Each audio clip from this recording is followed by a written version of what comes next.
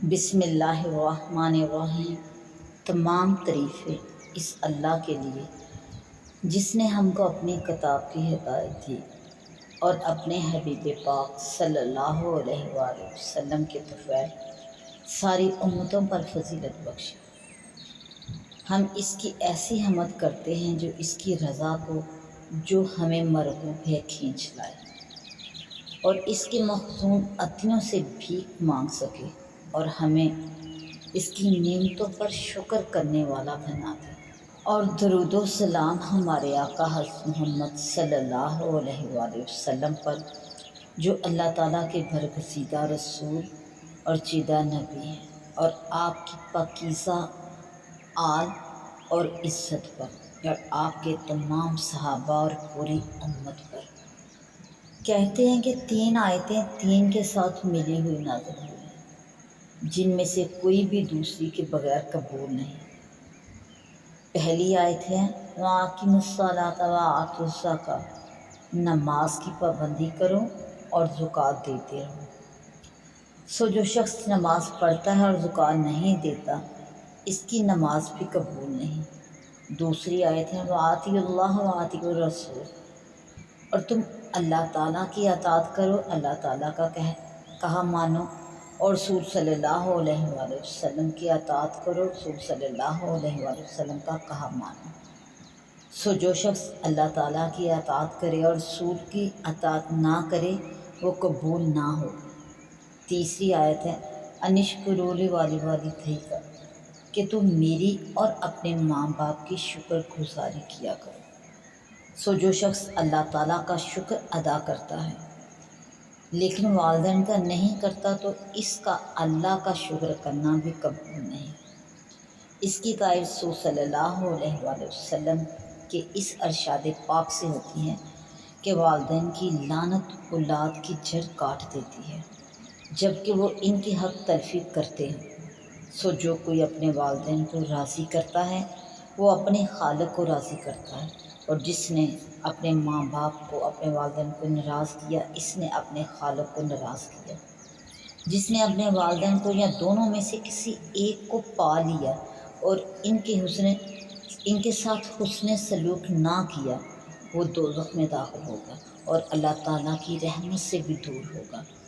نبی صلی اللہ علیہ وآلہ وسلم سے پوچھا گیا کون سا عمل افضل ہے تو نبی صلی اللہ علیہ وآلہ وسلم نے ارشاد فرمایا اپنے وقت پر نماز ادا کرنا اور والدین سے حسن سلوک کرنا، پھر جہاد فی سبیل اللہ۔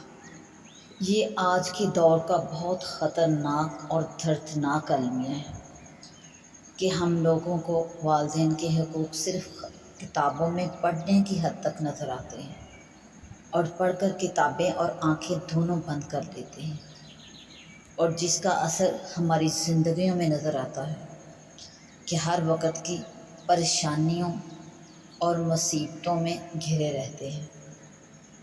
میرے نبی حضرت محمد مصطفیٰ صلی اللہ علیہ وآلہ وسلم کا ارشاد پاک ہے کہ اللہ تعالیٰ اس شخص کے لیے جس کے ماں باپ دونوں زندہ ہوں اور وہ ان کے ساتھ اچھا سلوک کرتا ہو تو رب کائنات اس کے لیے جنت کے 2 دروازے کھول دیتے ہیں، یعنی ماں باپ دونوں زندہ ہیں اور وہ اچھا سلوک ان کے ساتھ کر رہا ہے تو ہر وقت رب کائنات جنت کے 2 دروازے، اور جب جنت کے 2 دروازے ہر وقت انسان کے لیے کھلے رہتے ہوں تو وہاں سے اللہ تعالیٰ کی رحمتوں کا نزول، برکتوں کا نزول ہر وقت ہوتا رہتا ہے۔ لیکن اگر ان میں سے کوئی ایک ناراض ہو جائے تو اس کے راضی ہونے تک اللہ تعالیٰ بھی ناراض رہتے ہیں۔ تو نبی کریم صلی اللہ علیہ وآلہ وسلم سے عرض کیا گیا کہ اگرچہ وہ ظالم ہی ہو، فرمایا گیا ہاں وہ ظالم ہی کیوں نہ ہو، اگر وہ مومن اپنے والدین سے بدسلوکی کرتا ہے تو اللہ تعالیٰ اس کے لیے دوزخ کے 2 دروازے کھول دیتے ہیں۔ تو ہماری زندگیوں کی ہلچل، پریشانیاں اور جتنی بھی مصیبتیں آتی ہیں اس کی ایک وجہ کہ ماں باپ کا ناراض ہونا، ہمارے سلوک سے ماں باپ کا راضی نہ ہونا، یا ہمارے سلوک اس قدر خراب ہیں کہ وہ ہمارے ماں باپ کو راضی نہیں کرتے، تو جس کے نتیجے میں اللہ رب العزت دوزخ کے 2 دروازے کھول دیتے ہیں، اور اگر کسی ایک کے ساتھ بدسلوکی کرتا ہے تو ایک دروازہ کھولتے ہیں۔ تو ہماری زندگیوں میں یہ بہت ہی خطرناک بات ہے۔ اچھی بات یہ ہے کہ اللہ رب العزت ماں باپ کے ساتھ اچھے سلوک پر 2 دروازے جنت کے کھولیں، اور خطرناک ہماری زندگیوں کی بات کہ ہمارے لیے ہمارے اچھے سلوک نہ کرنے کی وجہ سے اپنے والدین کے ساتھ اللہ رب العزت دوزخ کے 2 دروازے ہمارے ساتھ لیے کھولیں۔ بچوں کو والدین کی موجودگی میں ان کی اجازت کے بغیر کلام نہیں کرنا چاہیے، ان کے آگے یا دائیں بائیں ہو کر نہ چلنا چاہیے، بلکہ ان کے پیچھے چلے جیسے غلام اپنے آقا کے پیچھے پیچھے چلتا ہے۔ وہ بلائیں تو ان کو جواب دے۔ ایک آدمی نے حضور صلی اللہ علیہ وآلہ وسلم کی خدمت عالیہ میں حاضر ہو کر عرض کیا، یا رسول اللہ صلی اللہ علیہ وآلہ وسلم، میری والدہ بوڑھی ہو چکی ہے، میں اسے اپنے ہاتھ سے کھلاتا اور پلاتا ہوں، وضو کراتا ہوں، اپنے کندھوں پر اٹھاتا ہوں، کیا میں نے اس کا بدلہ چکا دیا؟ تو میرے نبی حضرت محمد مصطفیٰ صلی اللہ علیہ وآلہ وسلم نے ارشاد فرمایا، نہیں، 100واں حصہ بھی نہیں۔ یعنی کہ تمہاری ماں باپ کے جو حقوق ہیں ان کا 100واں حصہ بھی تم سے ادا نہ ہو سکا، البتہ تو نے نیک کام کیا اور اللہ تعالیٰ تجھے اس قلیل پر بھی کثیر اجر عطا فرمائیں گے۔ کلمات حکمت میں یہ لکھا ہے کہ وہ شخص ملعون ہے جو اپنے والدین پر لعنت کرتا ہے، وہ شخص ملعون ہے جو راہ ہدایت سے روکتا ہے یا کسی اندھے کو سیدھی راہ سے بہکاتا ہے، وہ شخص ملعون ہے جو غیر اللہ کے نام پر جانور ذبح کرتا ہے، وہ شخص ملعون ہے جو زمین کی حدود تبدیل کرتا ہے، یعنی وہ حدیں اور کنارے جو کسی اور کے ساتھ مشترک ہوں۔ بعض نے اس سے حدود حرم کی علامات مراد لی ہیں۔ ماں باپ پر لعنت کرنے کا مطلب یہ ہے کہ وہ ایسے کام کرتا ہے جس سے اس کے ماں باپ پر لعنت کی جاتی ہے، تو گویا کہ اسی نے ہی ان پر لعنت کی۔ نبی صلی اللہ علیہ وآلہ وسلم نے ارشاد فرمایا کہ کبیرہ گناہوں میں سے ایک یہ ہے کہ آدمی اپنے ماں باپ کو گالی گلوچ کرے۔ عرض کیا گیا، یا رسول اللہ صلی اللہ علیہ وآلہ وسلم، بھلا یہ کیسے ہو سکتا ہے کہ کوئی شخص اپنے والدین کو گالیاں دے؟ فرمایا، یہ کسی کے والدین کو گالیاں دے گا وہ اس کے ماں باپ کو گالی دیں گے، تو گویا اس نے خود اپنے ماں باپ کے ساتھ گالی گلوچ کیا۔ حضرت انس رضی اللہ تعالیٰ عنہ روایت کرتے ہیں کہ رسول اللہ صلی اللہ علیہ وآلہ وسلم کے زمانہ مبارک میں ایک نوجوان علقمہ نامی تھا، بڑا محنتی تھا، بکثرت صدقہ کرتا تھا۔ وہ سخت بیمار ہوا۔ اس کی بیوی نے رسول اللہ صلی اللہ علیہ وآلہ وسلم کی خدمت میں پیغام بھیجا کہ میرا خاوند نزاع کے عالم میں ہے، میرا خیال ہوا کہ آپ کو اطلاع کر دوں۔ آپ صلی اللہ علیہ وآلہ وسلم نے حضرت بلال رضی اللہ تعالیٰ عنہ، حضرت علی، حضرت سلیمان، عمار رضی اللہ تعالیٰ عنہم سے فرمایا کہ علقمہ کی خیر خبر معلوم کرو۔ یہ حضرات وہاں پہنچے اور اسے لا الہ الا اللہ پڑھنے کی تلقین کی، مگر زبان نہ چل سکی، قریب المرگ ہوا۔ تو ان حضرات نے حضرت بلال رضی اللہ تعالیٰ عنہ کو حضور صلی اللہ علیہ وآلہ وسلم کی خدمت عالیہ میں بھیجا کہ اس کے حالات سے آپ کو اطلاع دی۔ آپ صلی اللہ علیہ وآلہ وسلم نے ارشاد فرمایا کہ اس کی والدین میں کوئی ہے؟ عرض کیا گیا کہ والد فوت ہو چکے ہیں، البتہ بوڑھی ماں حیات ہے۔ آپ صلی اللہ علیہ وآلہ وسلم نے ارشاد فرمایا، بلال رضی اللہ تعالیٰ عنہ، علقمہ کی والدہ کے پاس جاؤ، اسے میرا سلام کہو، اگر وہ چل سکتی ہیں تو میرے پاس آئے، ورنہ انتظار کرے، میں اس کے پاس جاتا ہوں۔ بلال رضی اللہ عنہ نے جا کر پیغام پہنچایا تو کہنے لگی، میری جان آپ صلی اللہ علیہ وآلہ وسلم پر قربان، میرا حق ہے کہ خدمت عالیہ میں حاضر ہوں۔ چنانچہ عصا ٹیکتی ہوئی دربار نبوت میں حاضر سلام عرض کیا۔ آپ صلی اللہ علیہ وآلہ وسلم نے سلام کا جواب دیا۔ وہ حضور صلی اللہ علیہ وآلہ وسلم کے سامنے بیٹھ کے ارشاد فرمایا، مجھے سچ سچ بتا، اگر تو نہیں بتائے گی تو وہیں سے معلوم ہو جائے گا۔ یہ بتاؤ کہ علقمہ کیا عمل کرتا تھا؟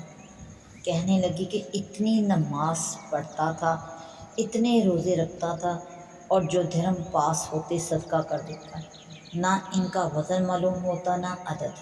تو نبی صلی اللہ علیہ وآلہ وسلم نے ارشاد فرمایا، تیرے ساتھ اس کا معاملہ کیسا تھا؟ کہنے لگے، یا رسول اللہ صلی اللہ علیہ وآلہ وسلم، میں اس پر ناراض ہوں۔ فرمایا، کیوں؟ کہنے لگی، وہ میری بجائے اپنی بیوی کو ترجیح دیتا اور میری نافرمانی کرتا تھا، اس کا کہنا مانتا تھا۔ آپ صلی اللہ علیہ وآلہ وسلم نے ارشاد فرمایا کہ ماں کی ناراضگی نے اس کی زبان کو کلمہ شہادت سے روک رکھا ہے۔ پھر بلال رضی اللہ عنہ سے فرمایا کہ بہت سی لکڑیاں جمع کر لاؤ کہ میں اسے آگ میں جلا دوں۔ بڑھیا کہنے لگی، یا رسول اللہ صلی اللہ علیہ وآلہ وسلم، آپ میرے لگتے جگر کو میرے سامنے جلائیں گے، مجھ سے کیسے برداشت ہوگا؟ آپ صلی اللہ علیہ وآلہ وسلم نے ارشاد فرمایا، اے علقمہ کی ماں، اللہ تعالیٰ کا عذاب اس آگ سے کہیں زیادہ سخت اور دیر پا ہے۔ اگر تجھے یہ پسند ہے کہ اللہ تعالیٰ اس کی مغفرت فرما دے تو اس سے راضی ہو جا۔ اس ذات کی قسم جس کے قبضہ میں میری جان ہے، اسے نماز اور صدقہ فائدہ نہیں دے گا جب تک کہ تو اس پر ناراض رہے۔ بڑھیا دونوں ہاتھ اٹھا کر کہنے لگے، یا رسول اللہ صلی اللہ علیہ وآلہ وسلم، میں آسمان والے اللہ کو، آپ کو اور حاضرین مجلس کو گواہ بناتی ہوں کہ میں نے علقمہ کو معاف کیا، میں علقمہ سے راضی ہوں۔ آپ صلی اللہ علیہ وآلہ وسلم نے ارشاد فرمایا، بلال ذرا جا کر دیکھو، علقمہ لا الہ الا اللہ پڑھنے لگا ہے۔ ممکن ہے اس کی ماں نے میری شرم کی وجہ سے ایسا کہا اور دل سے نہ کہا۔ بلال رضی اللہ عنہ دروازے پر پہنچے تو علقمہ کو لا الہ الا اللہ پڑھتے سنا۔ اندر جا کر بتانے لگے کہ علقمہ کی والدہ سے ناراضگی نے اس کی زبان کو شہادت و تحید سے روک رکھا تھا، اور اس کی رضامندی نے زبان کو جاری کر دیا۔ چنانچہ علقمہ رضی اللہ عنہ اسی دن فوت ہو گئے۔ حضور صلی اللہ علیہ وآلہ وسلم تشریف لائے، اس کے غسل اور کفن کا انتظام فرمایا، نماز جنازہ پڑھائی، پھر قبر کے کنارے کھڑے ہو کر فرمایا، اے مہاجرین و انصار، جو شخص اپنی بیوی کو اپنی والدہ پر ترجیح دیتا ہے، اس پر اللہ تعالیٰ کی لعنت ہے، اور اس کے فرائض اور نوافل کچھ بھی قبول نہیں ہوتے۔ قال اللہ تعالیٰ فی القرآن وقضی ربک الا تعبدوا الا ایاہ وبالوالدین احسانا، اور تیرے رب نے حکم کر دیا کہ اس کے سوا کسی کی عبادت نہ کرو، اور تم اپنے ماں باپ کے ساتھ حسن سلوک کیا کرو۔ حضرت ابن عباس رضی اللہ تعالیٰ عنہ اس آیت کے متعلق روایت کرتے ہیں کہ بعض نے اللہ تعالیٰ کے سوا کسی کی عبادت نہ کی جائے کا یہ مطلب بیان کیا ہے کہ گناہ کرنے میں کسی کا کہا نہ مانو، بلکہ اللہ تعالیٰ جو حکم فرماتے ہیں اس کو مانو، اور ماں باپ کے ساتھ حسن سلوک اور شفقت و مہربانی والا معاملہ کرو۔ اما یبلغن عندک الکبر احدہما او کلاہما فلا تقل لہما اف، اگر وہ تیرے پاس بڑھاپے کو پہنچ جائیں، یعنی تیرے ماں باپ بڑھاپے کی عمر کو پالیں تیرے پاس، ان میں سے ایک یا دونوں، تو ان دونوں سے کبھی ہوں بھی مت کرنا، یعنی ان سے گھن نہ کرنا، ان کو نامناسب بات نہ کہنا۔ بعض نے یہ معنی بھی کہے کہ جب والدین بڑی عمر کے ہو جائیں اور ان کے بول و براز تک اٹھانے کی ضرورت پڑے تو ایسے وقت میں ناک نہ چڑھاؤ، منہ ترش نہ کرو، کیونکہ وہ تیرے بچپن میں بول و براز اٹھاتے رہیں اور بکثرت اسی حال کو دیکھتے رہیں۔ پھر رب کائنات نے قرآن پاک کے اندر ارشاد فرمایا، وَلَا تَنْهَرْهُمَا وَقُلْ لَهُمَا قَوْلًا كَرِيمًا وَاخْفِضْ لَهُمَا جَنَاحَ الذُّلِّ مِنَ الرَّحْمَةِ، اور نہ جھڑک ان کو، یعنی سخت کلامی نہ کر، اور ان سے خوب ادب سے بات کر، یعنی نرم اور بہتر کلام کر، اور ان کے سامنے شفقت اور انکساری کے ساتھ جھکے رہنا، یعنی ان کے ساتھ پستی دکھا اور ان پر مہربانی کر۔ وَقُلْ رَبِّ ارْحَمْهُمَا كَمَا رَبَّيَانِي صَغِيرًا، اور یوں دعا کرتے رہنا کہ اے میرے رب، اے میرے پروردگار، ان دونوں پر رحمت فرمائیے جیسا انہوں نے مجھے بچپن میں پرورش کیا۔ یعنی مر جائیں تو ان کی بخشش کی دعا کرو۔ گویا اولاد پر والدین کی حیات میں بھی ان کا حق واجب ہے، اور ان کی موت کے بعد بھی ہر نماز کے بعد ان کے لیے مغفرت کی دعا کرنا۔ بعض نے کہا قُلْ رَبِّ ارْحَمْهُمَا کے معنی یہ ہیں کہ اس کی زندگی میں اور مرنے کے بعد بھی ان کے لیے رحمت اور مغفرت کی دعا کیا کرے۔ کما ربا یعنی صغیرہ، جیسا انہوں نے مجھ کو بچپن میں پرورش کیا، یعنی بچپن میں میری دیکھ بھال کرتے رہے حتیٰ کہ میں بڑا ہو گیا، لہٰذا ان کو میری طرف سے بخشش کا بدلہ عطا فرما۔ جو شخص اپنے والدین کے لیے ہر دن میں 5 مرتبہ دعا کرتا ہے، اس نے حق ادا کر دیا، کیونکہ رب کائنات ہے اللہ جل شانہ نے قرآن پاک کے اندر ارشاد فرمایا ان اشکروا لی ولیوالدیک الی المصیر، کہ تم میری اور اپنے ماں باپ کی شکر گزاری کیا کر کہ میری ہی طرف لوٹ کر آنا ہے۔ اللہ تعالیٰ کا شکر یہ ہے کہ ہر دن میں 5 بار نماز پڑھیں، تو اسی طرح والدین کا شکر یہ ہے کہ ان کے لیے ہر دن 5 مرتبہ دعا کیا کرے۔ پھر اللہ جل شانہ نے ارشاد فرمایا ربکم اعلم بما فی نفوسکم، تمہارا رب تمہارے ما فی الضمیر کو خوب جانتا ہے، یعنی تمہارے قلوب میں والدین کے لیے جو نرمی اور مہربانی ہے وہ اسے خوب معلوم ہے۔ ان تکونوا صالحین فانہ کان للاوابین غفورا، کہ اگر تم سعادت مند رہو تو وہ توبہ کرنے والوں کی خطا معاف کر دیتا ہے۔ یعنی اگر تم والدین کے ساتھ خوش معاملہ ہوئے تو اس کی وجہ سے اللہ تعالیٰ کے ہاں اجر کے مستحق ہو۔ اگر حق والدین میں کوتاہی کر بیٹھو تو اللہ کے آگے توبہ کرو، وہ توبہ کرنے والوں کو بہت بخشنے والا ہے۔ کیا اب اولاد کو نہ چاہیے کہ ان کو کھانے کی ضرورت ہو تو کھانا کھلائے، کپڑے کی ضرورت ہو تو کپڑا پہنائیں، جبکہ اسے ان باتوں کی قدرت ہو؟ جب ان میں سے کسی ایک کو خدمت کی ضرورت ہو تو ان کی خدمت کرے، جب وہ بلائیں تو حاضر خدمت ہو اور جواب دے، جب اسے کسی بات کا حکم دے تو اطاعت کرے، جبکہ حکم اللہ تعالیٰ کی نافرمانی یا غیبت وغیرہ کا نہ ہو۔ ان کے ساتھ نرم گفتگو کرے اور سخت کلامی نہ اختیار کرے، اور ان کو نام لے کر نہ پکارے، ان کے پیچھے پیچھے چلا کرے، ان کے لیے وہی پسند کرے جو اپنے لیے پسند کرتا ہے، ان کے لیے وہی ناپسند سمجھے جو اپنے لیے ناپسند ہو۔ جب اپنے لیے دعا کرے تو ان کے لیے بھی مغفرت کی دعا کرے۔ اللہ تعالیٰ حضرت نوح علیہ السلام کی حکایت میں فرماتے ہیں رب اغفر لی ولیوالدی، اے میرے رب میری مغفرت کر دیجیے اور میرے ماں باپ کو بھی بخش دیجیے۔ اور ایسے ہی حضرت ابراہیم علیہ السلام سے منقول ہے ربنا اغفر لی ولیوالدی وللمؤمنین یوم یقوم الحساب، اے ہمارے رب میری مغفرت کر دیجیے اور میرے ماں باپ کی اور کل مومنین کی حساب قائم ہونے کے دن۔ اپنے ماں باپ کے لیے دعا نہ کرنا تنگ دستی لاتا ہے۔ جس کے ماں باپ فوت ہو گئے ہوں تو ان کو 3 باتوں سے راضی کیا جا سکتا ہے۔ ایک یہ کہ وہ خود نیک سیرت ہو، کیونکہ ماں باپ کو نیک اولاد سے بڑھ کر کچھ بھی محبوب نہیں۔ دوسرا یہ کہ ان کی قرابت داروں اور میل ملاپ رکھنے والوں سے حسن سلوک کرے۔ تیسرا یہ کہ ان کے لیے استغفار کرے، دعا مانگا کرے، ان کی طرف سے صدقہ کر دیا کرے۔ حضرت ابو ہریرہ رضی اللہ عنہ سے روایت ہے کہ نبی صلی اللہ علیہ وآلہ وسلم نے ارشاد فرمایا کہ جب ابن آدم مر جاتا ہے تو اس کے عمل بھی ساتھ ہی ختم ہو جاتے ہیں، یعنی ابن آدم کے مرتے ہی اس کے اعمال نامہ کے اوپر تحریر بھی ختم ہو جاتی ہے۔ تحریر کیا جانا اعمال کا ختم ہو جاتا ہے سوائے 3 صورتوں کے: صدقہ جاریہ، علم جس سے نفع جاری رہے، نیک اولاد جو اس کے لیے بخشش کی دعا کرتی رہے۔ نبی صلی اللہ علیہ وآلہ وسلم ارشاد فرماتے ہیں کہ اس شخص سے مت کاٹ جو تیرے ماں باپ سے ملتا تھا کہ تو اس سے اپنا نور گم کر لے گا، کیونکہ تیری محبت تیرے والد کی محبت ہی شمار ہوگی۔ بنو سلمہ کے ایک آدمی نے دربار نبوت میں عرض کیا کہ میرے ماں باپ فوت ہو چکے ہیں، کیا ان کا حسن سلوک میرے ذمے ابھی کچھ باقی ہے؟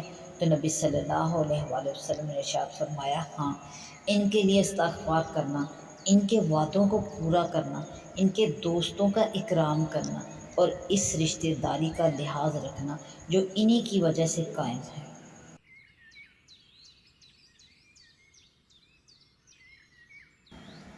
آپ صلی اللہ علیہ وآلہ وسلم کو آپ کی والدہ ماجدہ نے کئی دن دودھ پلایا۔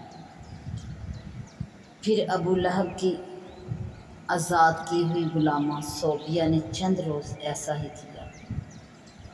بعد ازاں حلیمہ سعدیہ نے یہ خدمت اپنے ذمہ لی۔ قریش میں دستور تھا کہ شہر کے لوگ اپنے شیرخوار بچوں کو بدوی آبادی میں بھیج دیا کرتے تھے تاکہ بچے بدو میں پل کر فصاحت و بلاغت اور عرب کی خالص خصوصیت حاصل کریں، اور مدت رضاعت کے ختم ہونے پر کچھ پیسے دے کر واپس لے آتے تھے۔ اس لیے نواح مکہ کے قبائل کی بدوی عورتیں سال میں 2 دفعہ ربیع اور خریف میں بچوں کی تلاش میں شہر مکہ میں آیا کرتی تھیں۔ چنانچہ اس دفعہ قحط سالی میں حلیمہ سعدیہ اپنے قبیلے کی 10 عورتوں کے ساتھ اسی غرض سے شہر میں آئی۔ حلیمہ کے ساتھ اس کا شیرخوار بچہ عبداللہ جس کا نام تھا، اور اس کا شوہر حارث بن عبدالعزیٰ سعدی، ایک دراز گوش اور ایک اونٹنی تھی۔ بھوک کے مارے نہ اونٹنی دودھ کا ایک قطرہ دیتی تھی اور نہ ہی حلیمہ کی چھاتیوں میں کافی دودھ تھا، اس لیے بچہ بے چین رہتا تھا اور رات کو اس کے رونے کے سبب سے میاں بیوی سو بھی نہ سکتے تھے۔ اب قسمت جاگی تو حلیمہ کی، جو شرف و کمال میں مشہور تھی، ایسا مبارک رزق مل گیا کہ اس بچے کی برکت کی وجہ سے ساری تکلیف پریشانی دور ہو گئی۔ دیکھتے ہی دائیں چھاتی سے لگا لیا۔ اللہ تعالیٰ کے کرم و فضل سے دودھ نے جوش مارا۔ آپ صلی اللہ علیہ وآلہ وسلم نے پیا اور دوسری سائڈ چھوڑ دی، جس سے حلیمہ کے بچے نے پیا۔ اس کے بعد بھی ایسا ہی ہوتا رہا۔ یہ عدل جبری کا نتیجہ تھا۔ ڈیرے پر پہنچی تو پھر دونوں بچوں نے سیر ہو کر پیا۔ حارث نے اٹھ کر اونٹنی کو جو دیکھا تو اس کے تھن دودھ سے بھرے ہوئے تھے، جس سے میاں بیوی سیر ہو گئی اور رات آرام سے کٹی۔ اس طرح 3 راتیں مکہ میں گزار کر حضرت آمنہ کے ہاں سے الوداع ہو اور حلیمہ اپنے قبیلہ کو آئی۔ اس نے حضرت کو اپنے آگے، آپ صلی اللہ علیہ وآلہ وسلم کو اپنے آگے دراز گوش پر سوار کر دیا۔ دراز گوش نے پہلے کعبہ کی طرف 3 سجدے کر کے سر آسمان کی طرف اٹھایا، گویا شکر ادا کیا کہ اس سے یہ خدمت لی گئی، پھر روانہ ہوئی، اور آپ صلی اللہ علیہ وآلہ وسلم کی برکت سے ایسے چست اور چلاک ہو گئی کہ قافلے کے سب چوپاؤں سے آگے چل رہی تھی، حالانکہ جب آئی تھی تو کمزوری کے سبب سے سب سے پیچھے رہ جاتی تھی۔ ساتھ کی عورتیں حیران ہو کر پوچھتی تھی، ابو ذؤیب کی بیٹی، کیا یہ وہی دراز گوش ہے؟ حضرت حلیمہ جواب دیتی، واللہ یہ وہی ہے۔ بنو سعد میں اس وقت سخت قحط تھا، مگر آپ صلی اللہ علیہ وآلہ وسلم کی برکت سے حلیمہ کے مویشی سیر ہو کر آتے اور خوب دودھ دیتے، اور دوسروں کے مویشی بھوکے آتے اور دودھ کا ایک قطرہ بھی نہ دیتے۔ اس طرح حلیمہ کی سب تنگدستی دور ہو گئی۔ حلیمہ آپ صلی اللہ علیہ وآلہ وسلم کو کسی دور جگہ نہ جانے دیتی تھی۔ ایک روز وہ غافل ہو گئی اور آپ صلی اللہ علیہ وآلہ وسلم اپنی رضاعی بہن شیمہ کے ساتھ دوپہر کے وقت بھیڑوں کے ریوڑ میں تشریف لے گئے۔ مائی حلیمہ تلاش میں نکلی اور آپ کو شیمہ کے ساتھ پایا، کہنے لگی تپش میں۔ تو شیمہ بولی، اماں جان، میرے بھائی نے تپش محسوس نہیں کی۔ بادل آپ پر سایہ کرتا تھا، جب آپ صلی اللہ علیہ وسلم چلتے تو بادل بھی چلتا۔ یہی حال رہا یہاں تک کہ ہم اس جگہ آ پہنچے۔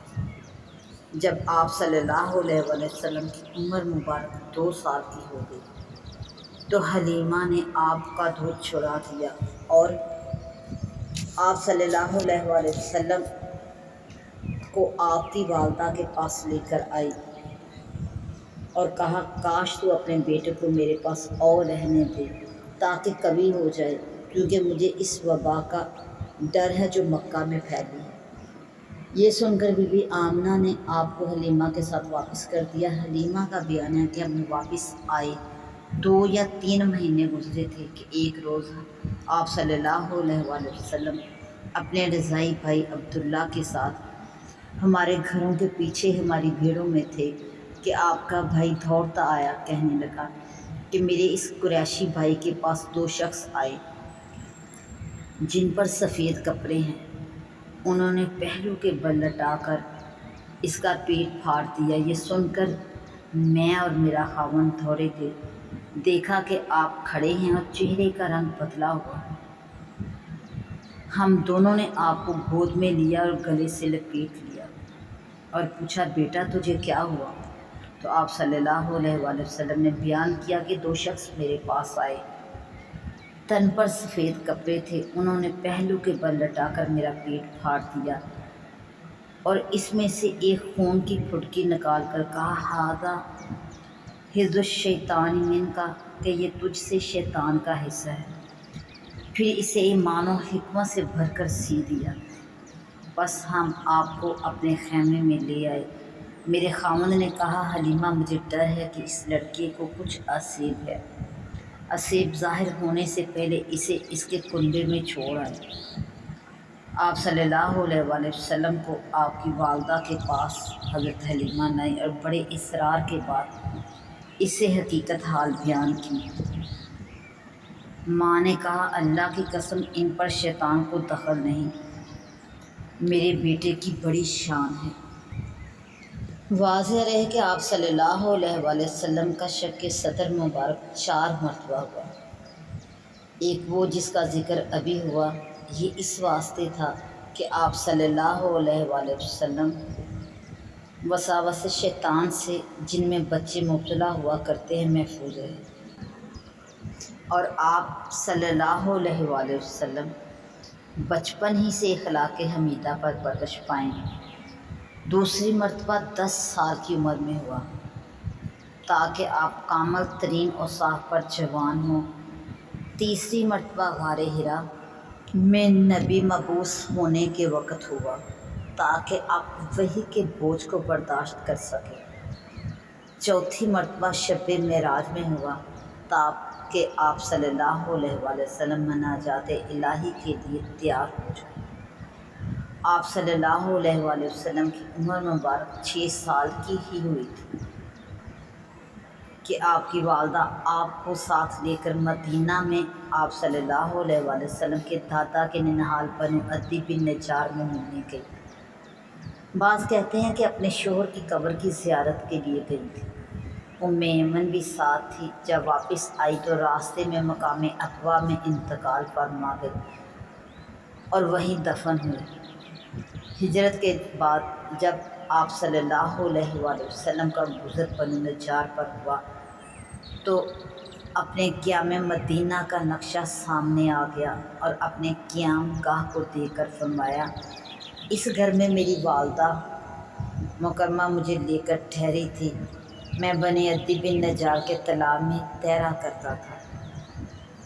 ایمن آپ صلی اللہ علیہ وسلم کو مکہ میں لائیں اور آپ کے دادا عبدالمطلب کے حوالے کیا۔ عبدالمطلب آپ کی پرورش کرتے رہے، مگر جب آپ صلی اللہ علیہ وسلم کی عمر مبارک 8 سال کی ہوئی تو اس نے بھی وفات پائی اور حسب وصیت آپ کا چچا ابو طالب جو حضرت علی کا باپ اور آپ کے والد عبداللہ کا ماں جایا بھائی تھا، آپ کی تربیت کا کفیل ہوا۔ ابو طالب نے آپ کی کفالت کو بہت اچھی طرح انجام دیا اور آپ صلی اللہ علیہ وآلہ وسلم کو اپنی ذات اور بیٹوں پر مقدم رکھا۔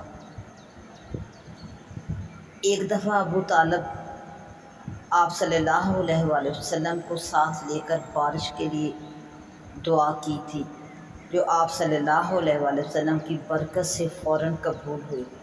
چنانچہ ابن ساکر جلیمہ بن عرفطہ سے ناقل ہے کہ اس نے کہا کہ میں مکہ میں آیا، اہل مکہ قحط میں مبتلا تھے۔ ایک بولا کہ لات و عزیٰ کے پاس چلو، دوسرا بولا منات کے پاس چلو۔ یہ سن کر ایک خوبرو جید الرائے بوڑھے نے کہا، تم کہاں الٹے جا رہے ہو؟ حالانکہ ہمارے درمیان باقی ابراہیم و اسماعیل موجود ہیں۔ وہ بولے، کیا تمہاری مراد ابو طالب ہے؟ اس نے کہا، ہاں۔ بس وہ سب اٹھے اور میں بھی ساتھ ہو لیا۔ جا کر دروازے پر دستک دی تو ابو طالب نکلا تو کہنے لگے، ابو طالب جنگل قحط زدہ ہو گیا، ہمارے زن و فرزند قحط میں مبتلا ہیں، چل منہ مانگ۔ بس ابو طالب نکلا، اس کے ساتھ ایک لڑکا تھا، گویا آفتاب کا سا، جس کے سے ہلکا سا بادل دور ہو گیا۔ اس کے گرد اور چھوٹے چھوٹے لڑکے تھے۔ ابو طالب نے اس لڑکے کو لیا اور اس کی پیٹھ کعبہ سے لگائی۔ اس لڑکے محمد صلی اللہ علیہ وآلہ وسلم نے ارتجا کرنے والے کی طرح اپنی انگلی سے آسمان کی طرف اشارہ کیا، حالانکہ اس وقت آسمان پر کوئی بادل کا ٹکڑا نہ تھا۔ اشارہ کرنا تھا کہ چاروں طرف سے بادل آنے لگے۔ برسا اور خوب برسا، جنگل میں پانی ہی پانی نظر آنے لگا اور آبادی و وادی سب سرسبز و شاداب ہو گئے۔ جب آپ صلی اللہ علیہ وآلہ وسلم کی عمر مبارک 12 سال کی ہوئی تو ابو طالب حسب معمول قافلہ قریش کے ساتھ بغرض تجارت ملک شام کو جانے لگے۔ یہ دیکھ کر آپ صلی اللہ علیہ وآلہ وسلم ابو طالب سے لپٹ گئے، اس لیے ابو طالب نے آپ کو بھی ساتھ لے لیا۔ جب قافلہ شہر بصرہ میں پہنچا تو وہاں بحیرہ راہب نے آپ صلی اللہ علیہ وآلہ وسلم کو دیکھ کر پہچان لیا اور آپ صلی اللہ علیہ وآلہ وسلم کا ہاتھ پکڑ کر کہنے لگا، یہ سارے جہان کا سردار، رب العالمین کا رسول ہے، اللہ اس کو تمام جہان کے لیے رحمت بنا کر بھیجے گا۔ قریشیوں نے پوچھا، تجھے یہ کیوں کر معلوم ہوا؟ اس نے کہا، جس وقت تم گھاٹی سے چڑھے کوئی درخت اور پتھر باقی نہ رہا مگر سجدے میں گر پڑا۔ درخت اور پتھر پیغمبر کے سوا کسی دوسرے شخص کو سجدہ نہیں کرتے اور میں ان کو مہر نبوت سے پہچانتا ہوں، جو ان کے شانے کی ہڈی کے نیچے سیب کی مانند ہے۔ پھر اس راہب نے کھانا تیار کیا۔ جب وہ ان کے پاس کھانا لایا تو حضرت اونٹوں کے چرانے میں مشغول تھے۔ اس نے کہا، آپ کو بھلا دو۔ آپ صلی اللہ علیہ وآلہ وسلم آئے تو بادل نے آپ پر سایہ کیا ہوا تھا۔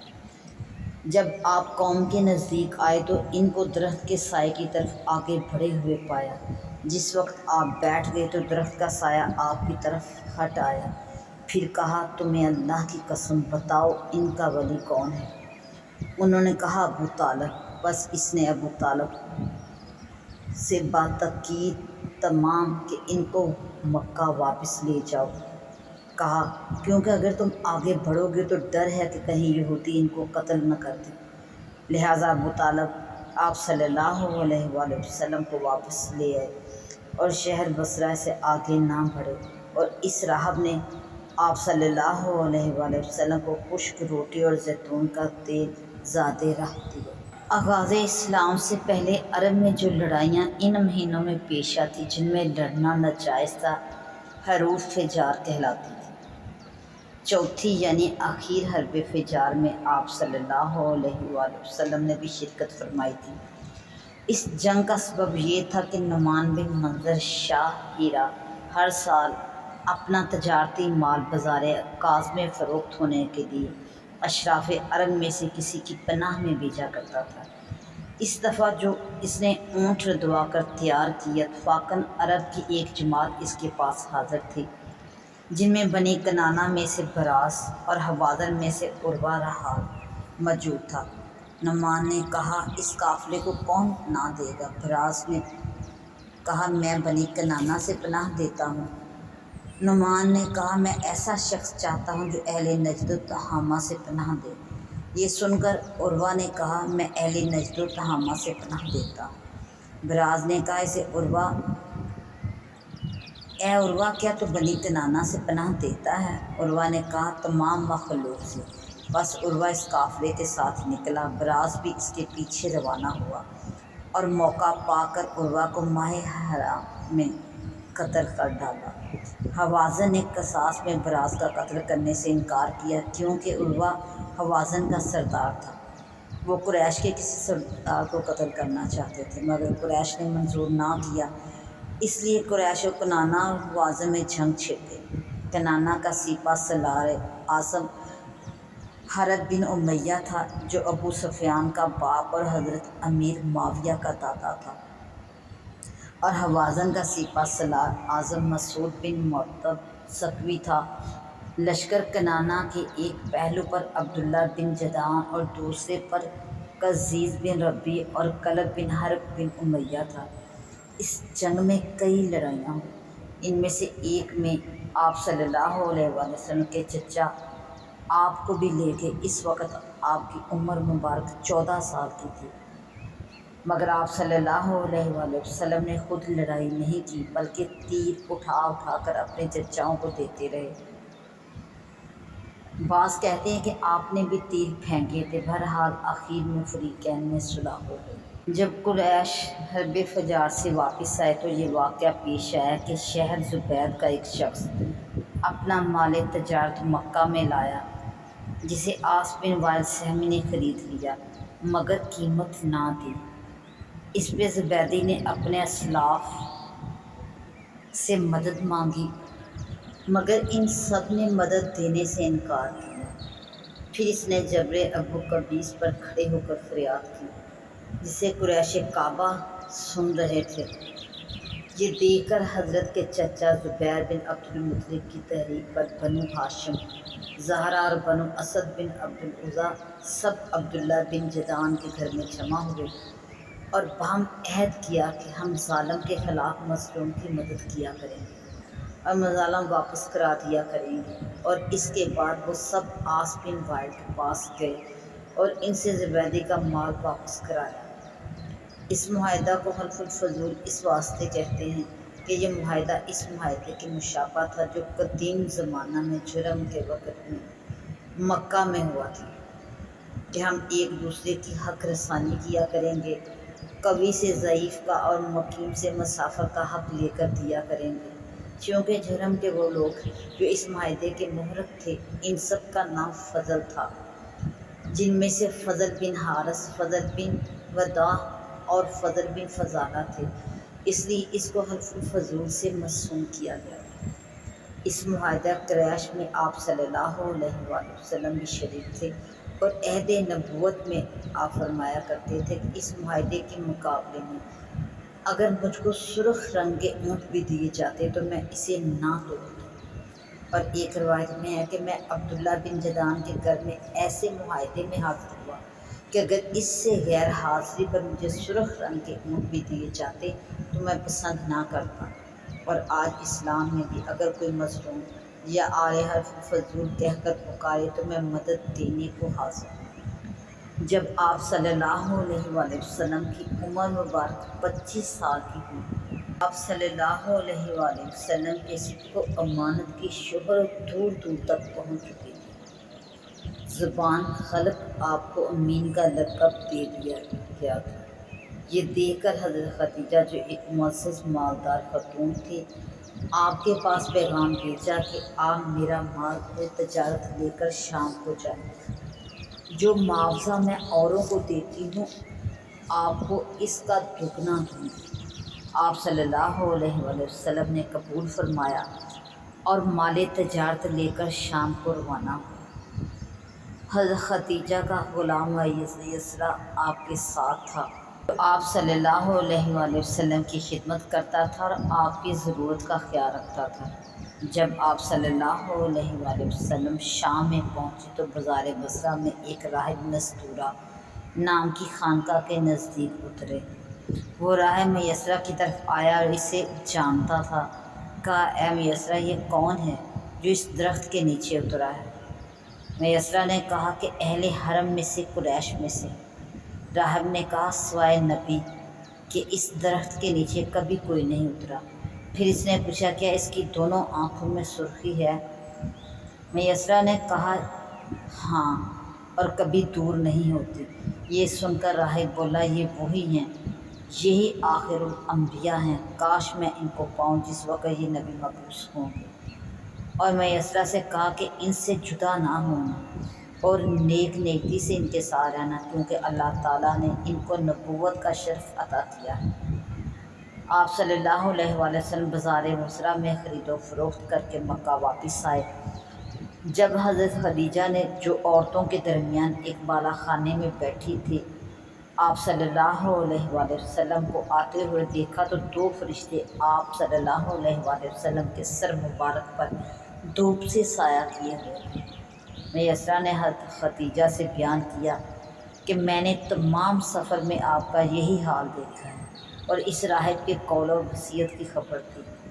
اللہ تعالیٰ نے اس تجارت میں دگنا نفع دیا۔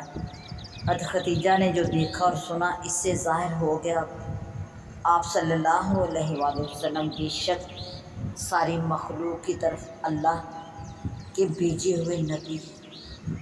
اس وقت حضرت خدیجہ بیوہ تھی۔ ان کی 2 شادیاں پہلے ہو چکی تھیں۔ ان کی پاک دامنی کے سبب لوگ جاہلیت میں ان کو طاہرہ کہا کرتے تھے۔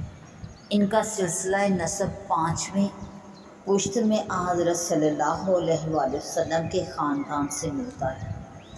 حضرت خدیجہ نے امور مذکورہ بالا کو مد نظر رکھ کر واپس آنے کے تقریباً 3 مہینے بعد یلے بن منیہ کی بہن نفیسہ کی وساطت سے آپ کو نکاح کا پیغام بھیجا۔ آپ صلی اللہ علیہ وآلہ وسلم نے اس درخواست کی خبر اپنے چچاؤں کو دی، انہوں نے قبول کیا۔ پس تاریخ معین پر ابو طالب اور امیر حمزہ اور دیگر رؤسائے خاندان حضرت خدیجہ کے مکان پر گئے اور ان کے چچا عمر بن اسد نے اور بقول بعض ان کے بھائی عمر بن خویلد نے ان کا نکاح کر دیا۔ شادی کے وقت ان کی عمر 40 سال کی تھی۔ ابو طالب نے نکاح کا خطبہ پڑھا اور 500 درم مہر قرار پایا۔ یہ آپ صلی اللہ علیہ وآلہ وسلم کی پہلی شادی تھی۔ حضرت خدیجہ کے انتقال کے بعد حضرت صلی اللہ علیہ وآلہ وسلم نے چند شادیاں اور کیں۔ تمام ازواج مطہرات کا مہر 500 درم ہی مقرر ہوا۔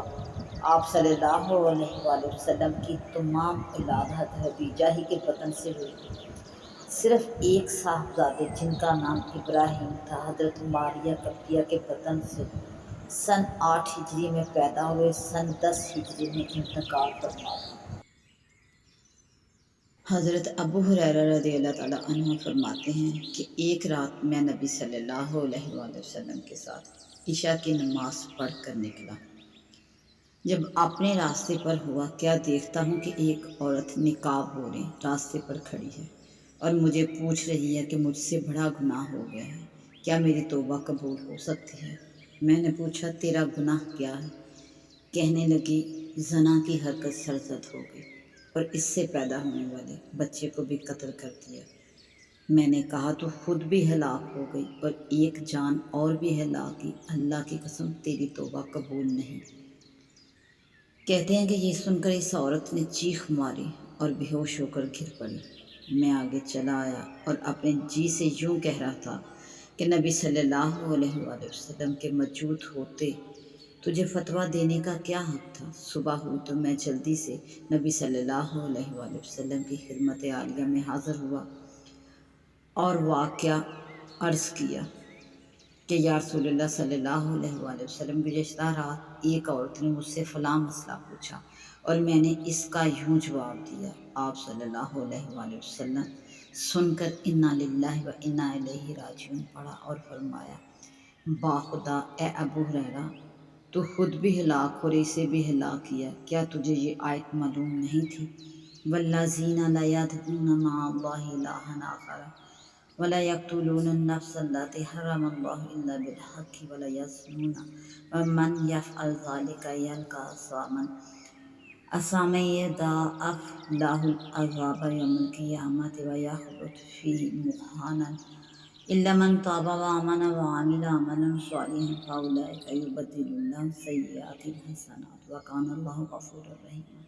اور جو لوگ اللہ تعالیٰ کے ساتھ کسی دوسرے معبود کی پوجا نہیں کرتے اور نہیں قتل کرتے اسے جسے اللہ نے منع فرما دیا مگر جس کا قتل حق پر ہو، اور زنا نہیں کرتے، اور جو کوئی یہ کام کرے وہ جا پڑا گناہ میں، اسے قیامت کے دن دگنا عذاب ہوگا اور خوار ہو کر اس میں پڑا رہے گا، مگر جس نے توبہ کی اور یقین اور کچھ نیک کام کیا تو اللہ تعالیٰ ایسے لوگوں کی برائیوں کی جگہ بھلائیاں بدل دے گا، اور اللہ بخشنے والا مہربان ہے۔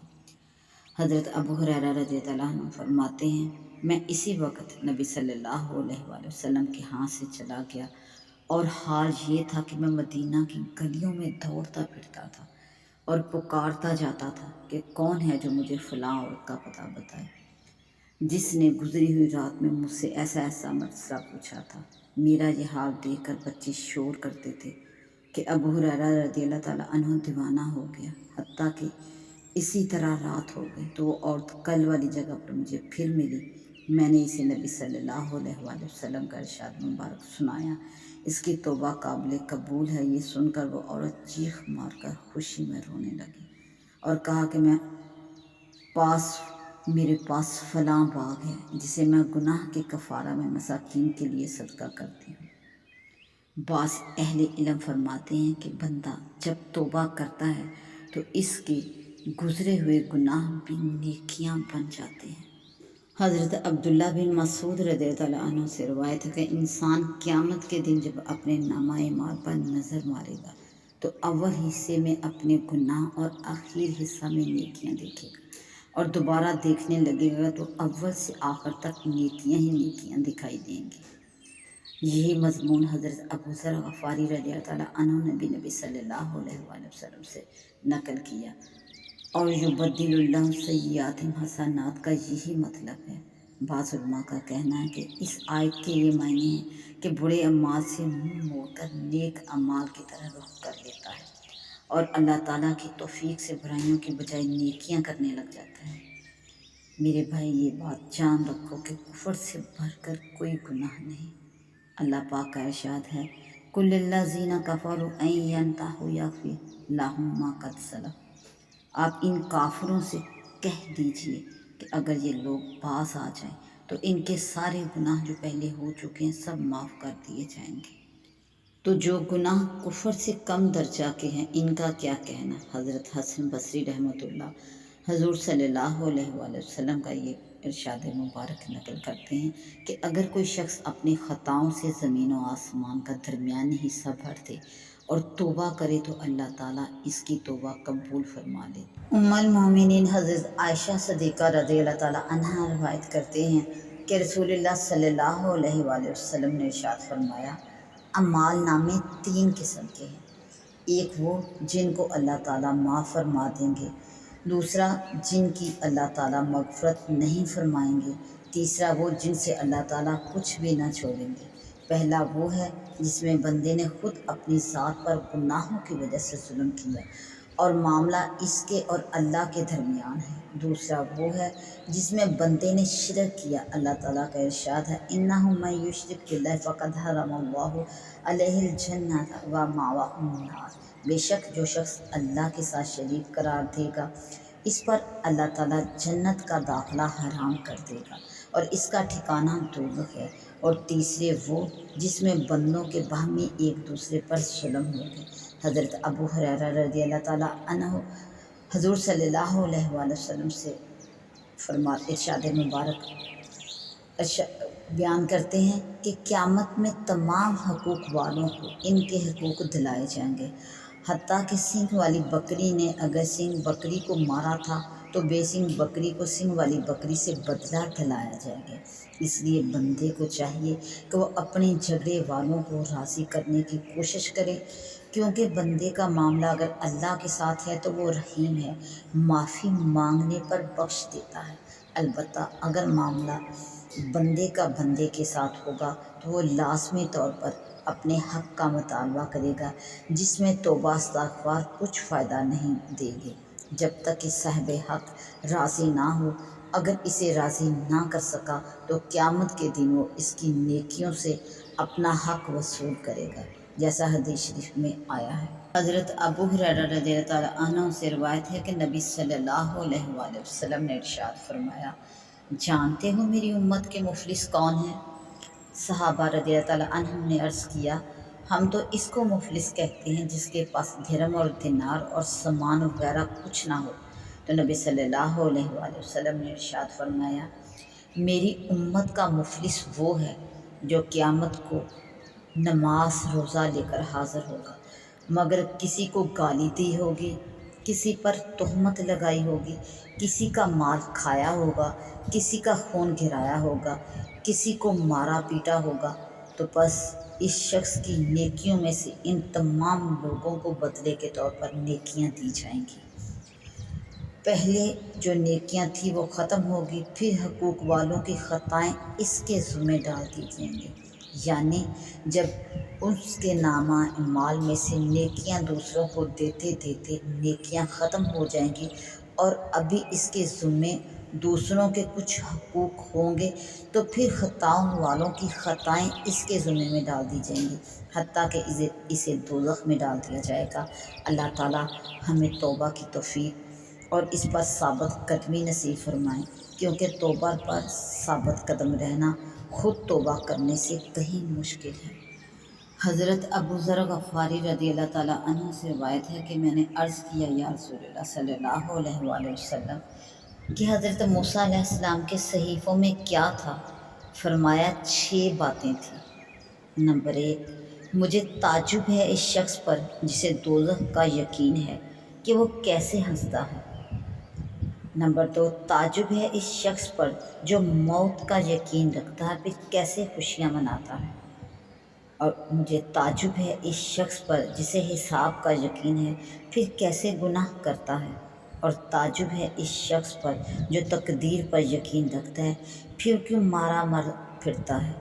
بعض روایتوں میں ہے کیوں کر غم کرتا ہے۔ مجھے تعجب ہے اس شخص پر جو دنیا اور اہل دنیا کی الٹ پلٹ دیکھتا ہے، کیسے اس پر مطمئن ہوتا ہے۔ اور مجھے تعجب ہے اس شخص پر جو جنت کا یقین رکھتا ہے پھر نیکیاں نہیں کرتا۔ حضرت ابن مسعود رضی اللہ تعالیٰ عنہ سے روایت ہے کہ وہ ایک دن کوفہ کی ایک جانب سے گزرے، فساق کا مجمع لگا ہوا تھا، شراب کا دور چل رہا تھا اور زازان نامی گویّا سرنگی بجاتا تھا اور گا رہا تھا، اس کی آواز بہت سریلی تھی۔ حضرت عبداللہ بن مسعود رضی اللہ عنہ نے آواز سن کر فرمایا، کس قدر حسین ہے یہ آواز، اے کاش کہ یہ تلاوت قرآن کے لیے ہوتی۔ گویا کہ دل میں ایک ہیبت سی پیدا ہو، اٹھ کھڑا ہوا، سرنگی زمین پر مار کر توڑ ڈالی اور حضرت عبداللہ بن مسعود رضی اللہ تعالیٰ عنہ کے پیچھے بھاگا۔ پاس پہنچ کر رومال اپنے گلے میں ڈالا اور سامنے جا کر رونا شروع کر دیا۔ حضرت عبداللہ بن مسعود رضی اللہ عنہ نے اسے گلے سے لگا لیا اور خود بھی رونے لگے۔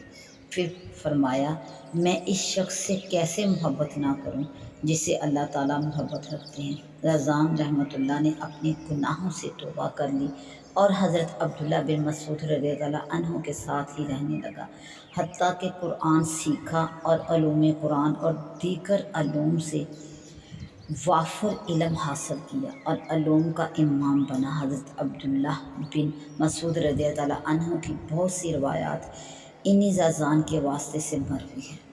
فقیر رحمۃ اللہ فرماتے ہیں کہ بنی اسرائیل میں ایک فحشہ عورت تھی، لوگ اس کے حسن و جمال پر فریفتہ ہو جاتے تھے۔ اس کا دروازہ ہر وقت کھلا رہتا اور جو بھی ادھر سے گزرتا اسے دروازے کے سامنے گھر میں چارپائی پر بیٹھے دیکھتا، اور جو شخص اسے ایک نظر دیکھ لیتا بس اس پر لٹو ہو جاتا، اور اگر اس کے پاس پہنچنے کا ارادہ کرتا تو اسے 10 دینار کے قریب پیش کرنے ہوتے، تب وہ اپنے پاس آنے کی اجازت دیتی۔ ایک دن ایک عابد کا ادھر سے گزر ہوا۔ عورت گھر میں اپنے تخت پر بیٹھی تھی۔ اس کی نگاہ جو اس پر پڑی تو فریفتہ ہو گیا، دل قابو میں نہ رہا۔ ہزار جتن کیے، اللہ تعالیٰ سے دعائیں مانگی، مگر اس کے دل سے عورت کی محبت زائل نہ ہوئی، اور وہ اس وجہ سے بہت ہی مشقتیں جھیلتا رہا۔ بالآخر اپنا مال و اسباب بیچ کر جتنے دینار ضروری تھے جمع کیے اور اس کے دروازے پر پہنچ گیا۔ عورت نے دینار اپنے وکیل کے حوالے کرنے کو کہا اور عابد کو ایک مقررہ وقت کا وعدہ دیا۔ عابد مقررہ وقت پر اس کے پاس آیا۔ عورت زیب و زینت کیے ہوئے اپنے پلنگ پر بیٹھی تھی۔ عابد بھی اس کے ساتھ پلنگ پر جا بیٹھا۔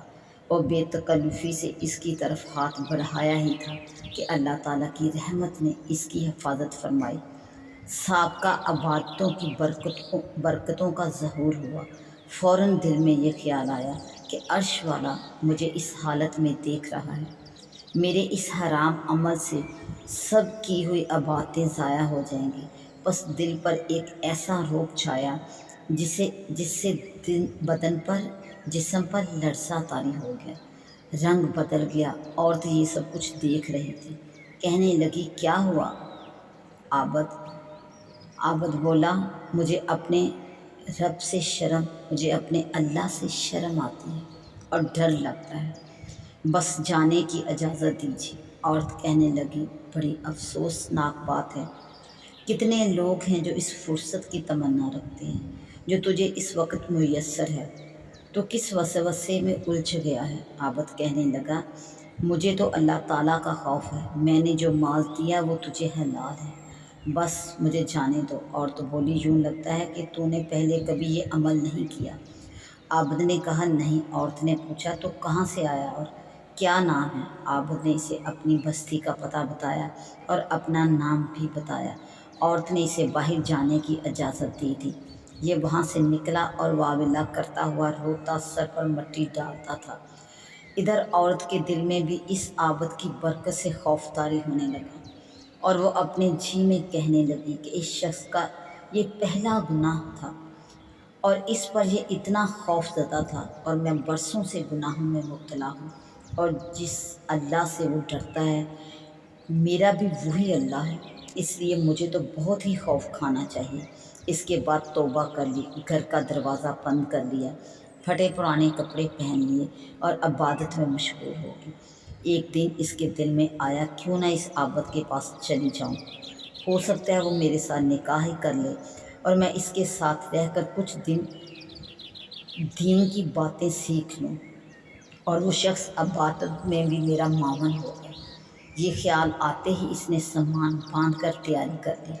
حسب ضرورت خدام ساتھ لے کر اس بستی میں پہنچی اور اس عابد کا پتہ پوچھا۔ عابد کو بتایا گیا کہ ایک عورت آئی ہے اور آپ سے ملنا چاہتی ہے۔ وہ باہر نکلے، عورت نے اسے دیکھا تو چہرہ کھول دیا کہ وہ بھی اسے پہچان لے۔ عابد دیکھ کر پہچان گیا اور تمام ماجرا اس کی نگاہوں میں پھر گیا۔ ایک چیخ ماری اور روح پرواز کر گئی۔